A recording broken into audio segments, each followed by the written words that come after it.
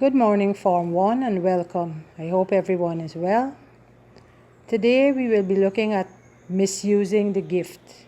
When I say gift, what do you think I'm talking about? Yes, if you said God's gift of sexuality, you are correct. That is the topic for today, how we misuse that gift. And in this chapter, it will help us to see that sin and selfishness cause the misuse of God's gift of sexuality. Understand that sexual acts are personal choices with social consequences. Remember that my body is a temple of the Holy Spirit. We will begin the lesson by reading from the text, Rejected Love. The whole history of creation is God's love story. In the beginning, God, who is love, created human beings to live the fullness of love. God's love is totally unselfish. So God gave human beings the most generous gift of all, the freedom to accept or reject love. The Bible story of Adam and Eve describes how the first human beings chose to use that freedom selfishly.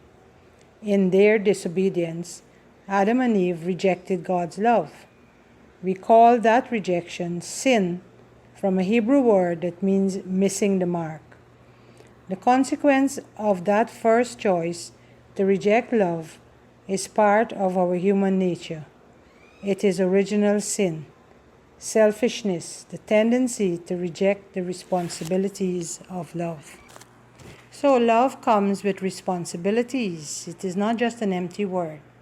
For example, your parents provide your basic needs: food, clothing, shelter, your emotional needs. They listen to you and they encourage you.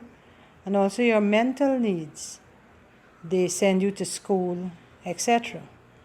You also have to show your love for them by working to the best of your abilities, taking care of the things your parents provide, doing your chores, being respectful and all of that, not being rude and so on. Okay? In many ways, people continue to make choices that reject God's love. We continue to sin. This seems to be especially true in the area of sexuality. That's not because sexuality in itself is evil. It may be because sexuality, as part of God's plan for new life, is so closely wound up with the responsibility of self-sacrifice, of love. God's gift of sexuality demands more than many people want to give. Every sin involves a personal choice to reject love. Sometimes that personal choice becomes so common a part of society that we call it social sin. The attitudes about sexuality that become part of a particular culture can sometimes encourage sexual sin. Now, I don't want you to misunderstand me into thinking that we are saying that our sexuality is something that is wrong or that it is evil, but our sexuality is a gift from God, right? And it has its special place within marriage, where a husband and wife express themselves, their love for each other physically, okay? And they also participate in God's creation of new life. So our sexuality is a gift and it is something good. But when it is misused to hurt others, then it becomes sinful, or if it affects society at large. Okay, so let's talk a little bit more about social sin. How our personal choices can affect the society at large. Right now, we are going through a pandemic, okay? And if we do not wear our masks, do not practice social distances, do not stay at home when we do not have to go out, then our choices there would be affecting the society at large. And we are saying that we want to do what makes us feel good, and we don't care about the rest of society, and that is wrong. That could be termed a social sin. Okay? So let's continue reading now to find out about some more social sins. Two examples of this kind of social evil are prostitution and pornography. Both are rooted in the personal sin of rejecting God's gift of sexuality and the responsibilities connected with it. Prostitution is the practice of selling or buying sexual activity. It treats the loving act intended for marriage as a product.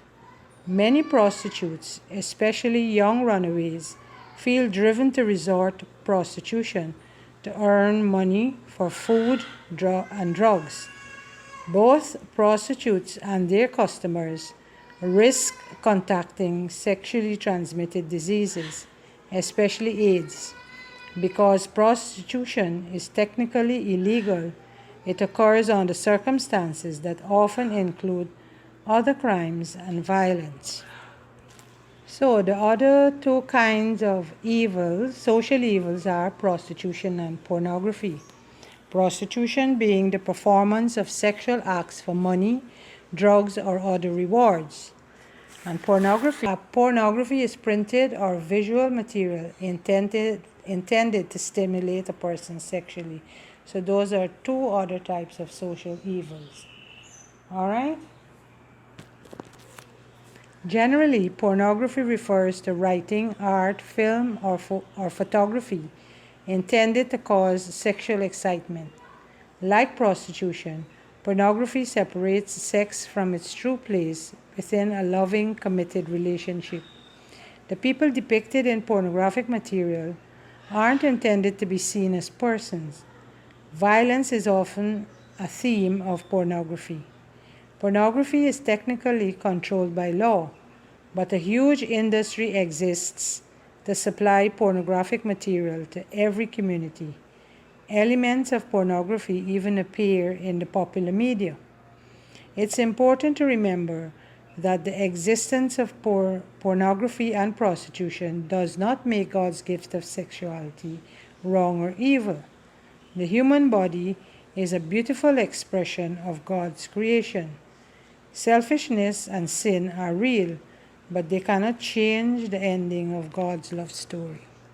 So let me go this over again. It's important to remember that the existence of pornography and prostitution does not make God's gift of sexuality wrong or evil.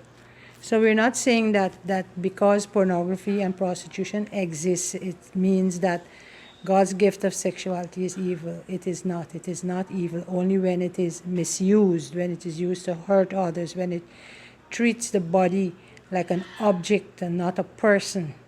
Right?